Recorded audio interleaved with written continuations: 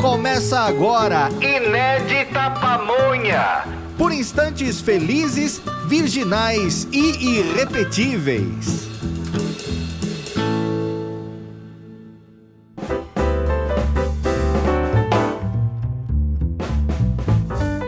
Olá, seja bem-vindo, mais um Inédita Pamonha. Hoje é quinta-feira, dia de reflexão sobre a vida. Nós estamos falando com a bênção de Eastman Chemical do Brasil, de BNP Paribas Asset Management. Queria agradecer também nossos apoiadores do projeto Apoia-se, que cada vez em maior número tem levantado a mão, se manifestado e desejando nos ajudar. Agradecemos a todos.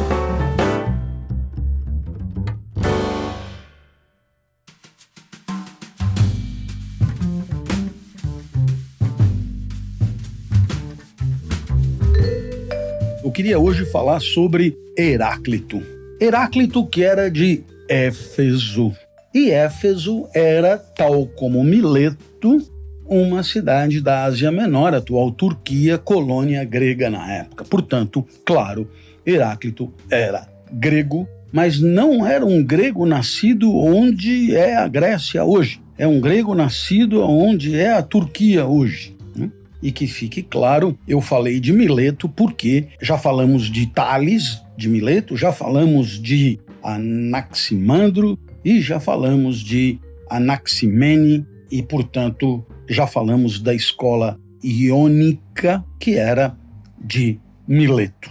Éfeso provavelmente era uma cidade rival de Mileto nessa época. Nós estamos aqui com Heráclito entre o VI e o V século antes de Cristo, e Heráclito, era sim pai fundador de uma escola, mas ele mesmo se gabava de ter aprendido tudo sozinho, de não ter tido mestre. Nesse sentido, ele faz um pouco cavalo solitário, porque o mais comum era as pessoas dizerem com quem elas tinham aprendido o que elas sabem. E Heráclito fazia questão de dizer que tudo o que ele sabia, toda a sua sabedoria, foi, digamos, produzida por ele mesmo, sem uma inspiração prévia.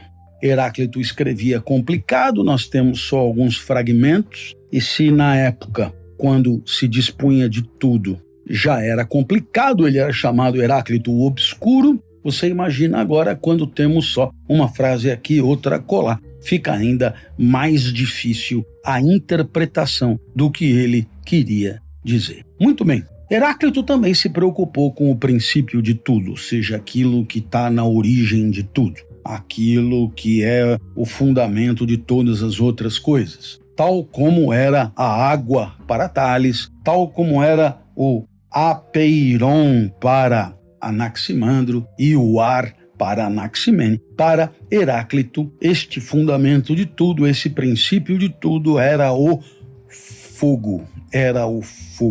É preciso entender que esse princípio tem a ver com a origem de tudo, e nesse sentido o fogo nos faz mesmo pensar nas altíssimas temperaturas presumidas hoje do começo do universo, mas o fogo também não é só uma questão de origem lá atrás de tudo, mas é uma questão de essência mesmo das coisas, daquilo que está presente em tudo que existe. E aí então fica mais difícil de imaginar o que ele entendia por ser o fogo como essência de tudo aquilo que existe, fundamento último de tudo aquilo que existe. Muito bem, de qualquer maneira, vamos pular isso, porque no final das contas tudo isso tem um valor histórico inestimável, mas para nós que pensamos muito sobre a vida, nos interessa um pouco menos. Nós vamos aqui apresentar uma ideia de Heráclito que é a mais conhecida dele, a ideia de que a mudança é, digamos, aquilo que há de mais fundamental em tudo. E talvez por isso ele tenha destacado tanto o fogo, não é? O fogo, porque o fogo de fato é transformação, né? Ele, queimando o seu combustível, passa a existir propriamente, né? Transformando o que era uma coisa antes em outra coisa depois, fumaça e cinzas fundamentalmente. Então, o fogo tem a ver com a ideia de mudança, não cabe a menor dúvida, mas Heráclito ele leva o discurso filosófico dos 3 miletianos, né? Ele leva muito mais adiante. Por quê? Porque embora o pessoal de Mileto ele tivesse percebido que as coisas mudam, que as coisas se transformam, que as coisas se movimentam, que as coisas saem do lugar, eles não deram a essa mudança o destaque, a centralidade de pensamento que Heráclito deu. Então, nesse sentido, embora tenham notado o dinamismo da realidade, o dinamismo das coisas que nascem e perecem, né, e morrem, o dinamismo do cosmo inteiro, dos astros, tudo isso os de Mileto observaram, né? Porém, eles não levaram essa mudança ao nível temático em relação a toda a realidade e, portanto, não refletiram sobre as consequências dessa mudança inapelável das coisas do mundo, tal como fez Heráclito. Portanto, Heráclito, colocou a questão da mudança, a perene mobilidade de todas as coisas, como ele dizia, perene mobilidade e mutabilidade de todas as coisas que são. É assim que Heráclito expressava isso, e com isso ele insistia em dizer que nada permanece imóvel e nada permanece imutável, nada permanece em um estado fixo, né? Nem estável, tudo se move, tudo muda, tudo se transforma e, portanto, não há exceção para a mudança. Claro que para que as pessoas pudessem entender, e aqui nós vamos entrar no vivo do assunto que eu queria aqui propor a vocês, né? Para que as pessoas pudessem entender isso, Heráclito falou do rio, e você se lembra que ele falou do rio. Você sabe que ele falou do rio. O rio é uma das, digamos, alegorias mais conhecidas da história, né, do pensamento, mais especificamente do pensamento antigo. Não te banharás 2 vezes no mesmo rio.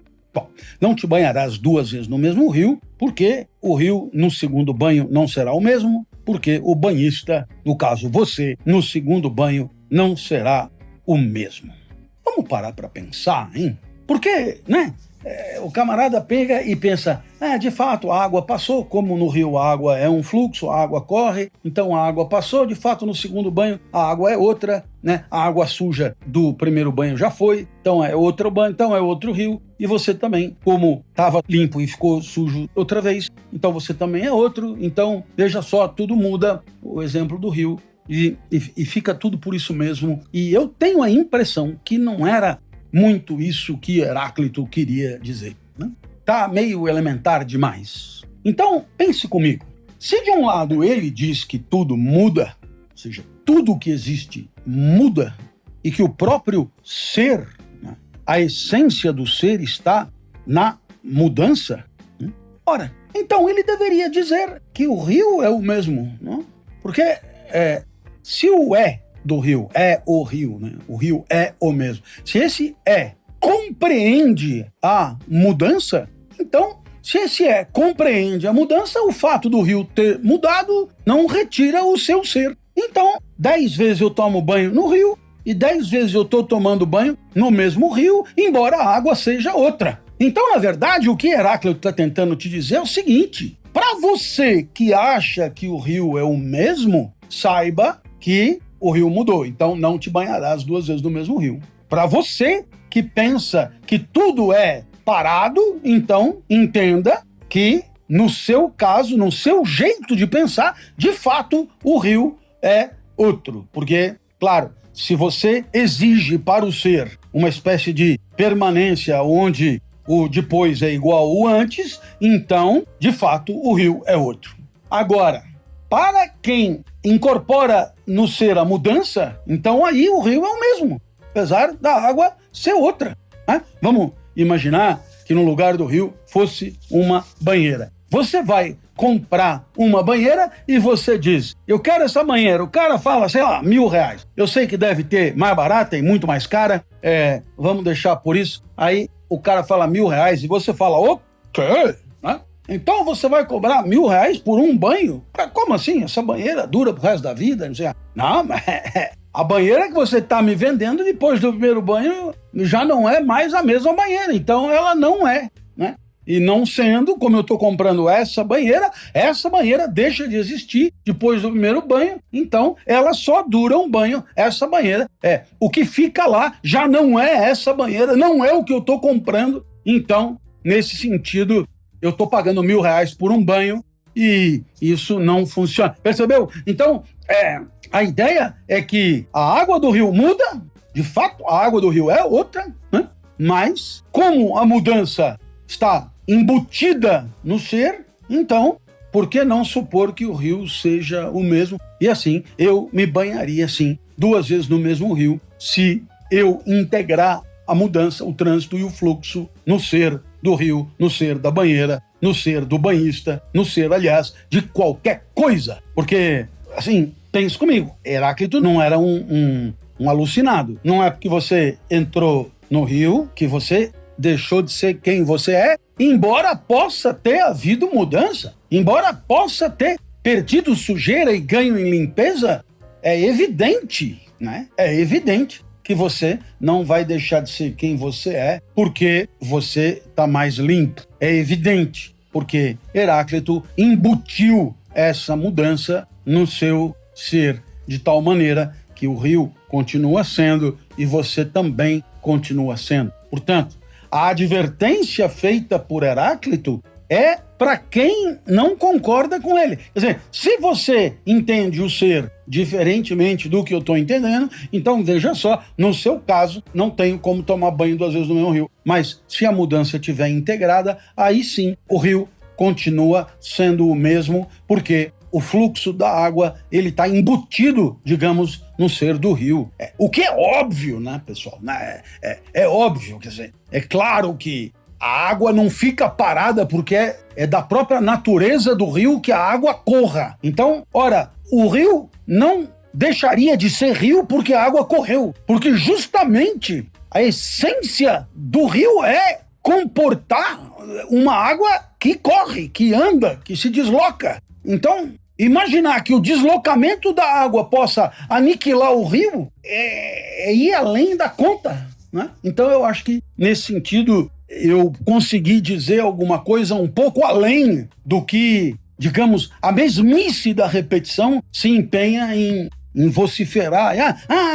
Não te banharás 2 vezes no mesmo rio, viu? Como tudo muda. Então quer dizer, para quem está na empresa, né, e que é preciso mudar, é preciso produzir coisas diferentes o capital circular e tal coisa, aí joga um Heráclito, não te banharás 2 vezes no meu rio, viu só? A filosofia está dando suporte à ideia de mudança, bacana, mas, né, quer dizer, a gente pode ir um pouco além, melhorar um pouco essa ideia, porque é totalmente absurdo que Heráclito tenha considerado a mudança a coisa mais fundamental da realidade e tenha dito, não te banharás 2 vezes no mesmo rio, porque a realidade do rio é a própria mudança, tá tudo certo, é o mesmo rio, justamente porque ele muda.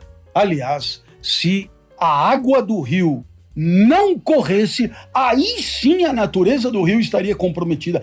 Aí sim o rio teria deixado de ser rio. E aí sim seria muito esquisito, seria outra coisa. Você teria tomado o primeiro banho num rio e um segundo banho num lago. Mas não, é exatamente porque corre que é rio e estamos absolutamente de acordo sobre isso.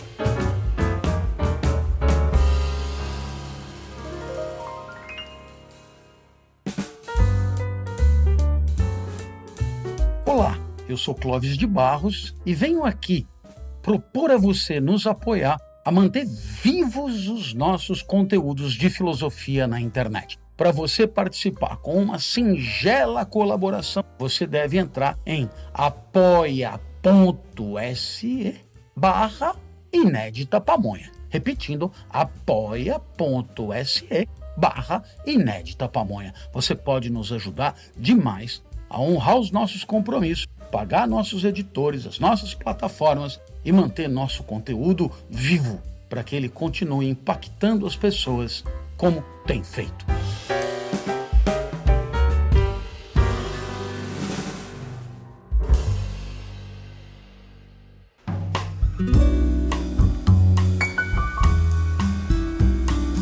essa transformação nasce do enfrentamento de contrários, né? E aí o pensamento de Heráclito ele vai se tornando cada vez mais complexo, cada vez mais interessante, né? E por quê? Porque o que ele dirá é o seguinte, né? A transformação, ela se dá justamente porque o que nós temos é quente que deixa de ser quente para ficar frio, é frio que deixa de ser frio para ficar quente, né? É cansado que deixa de ficar cansado para ficar reposado, é reposado que deixa de ficar reposado para ficar cansado, né? Portanto, essa transformação, né? Esse deixar de ser e esse vir a ser são caracterizados, digamos assim, por um contínuo passar das coisas de um contrário para o seu contrário. Por isso que o jovem envelhece, por isso que o vivo morre, esse conflito de contrários, numa luta perene de um contra o outro, numa guerra perpétua que consiste o ser enquanto mudança.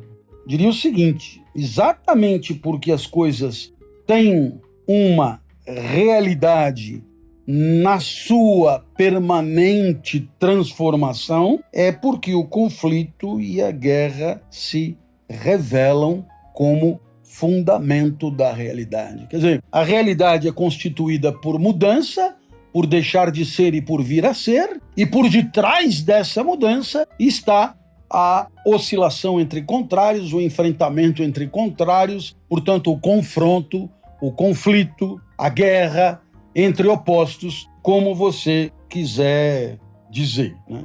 Então, veja que este conflito, né, em grego, Heráclito denominava polemos, né? Polemos, daí a palavra polêmica, né?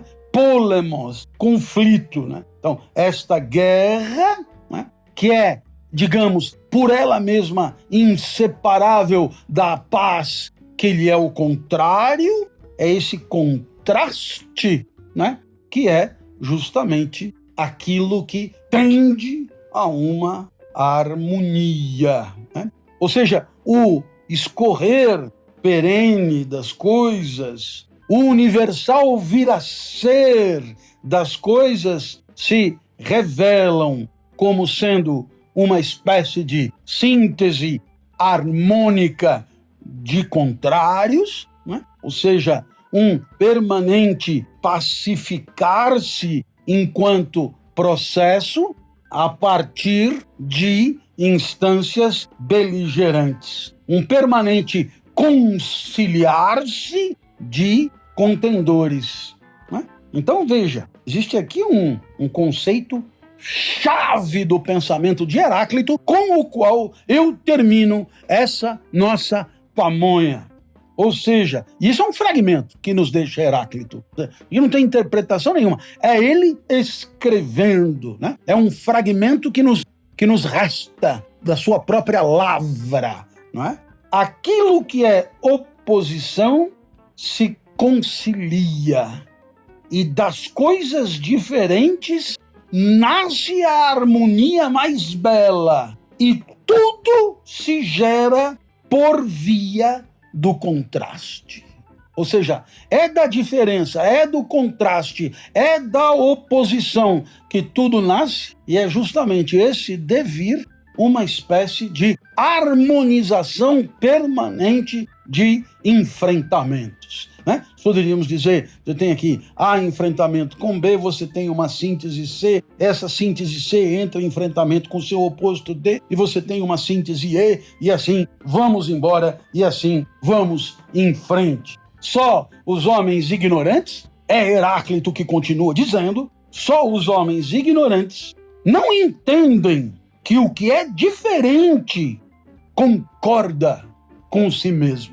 Porque a harmonia dos contrários, como a harmonia daquilo que é o arco e daquilo que é a flecha, são a condição da passagem do enfrentamento, da guerra, à harmonia, até que um novo enfrentamento se produza com o aparecimento de um novo contrário em relação àquela síntese primeira.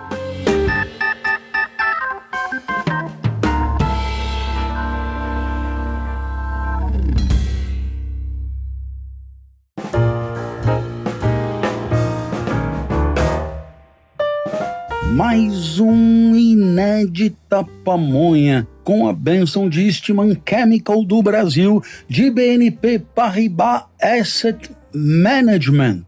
Bem, meus amigos, eu espero ter trazido aqui a beleza do pensamento de Heráclito. É claro que sobre Heráclito poderíamos ir muito mais longe. Heráclito tem reflexões sobre moral muito interessantes. Heráclito vai se insurgir contra uma vida escravizada pelos desejos. E nós estamos aqui bem antes de Platão, nós estamos aqui bem antes de Epicuro, nós estamos aqui bem antes dos estoicos, né? E Heráclito já estava nos dizendo que uma alma que cai de joelhos de forma crônica diante dos desejos do corpo é uma alma perdida.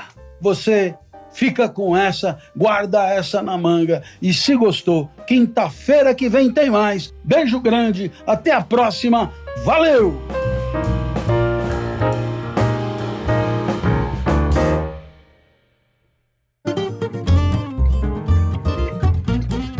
Você ouviu o Inédita Pamonha, por Clóvis de Barros Filho, trazido até você pela revista Inspire-se. Acesse www.revistainspirec.com.br e nos siga nas redes sociais.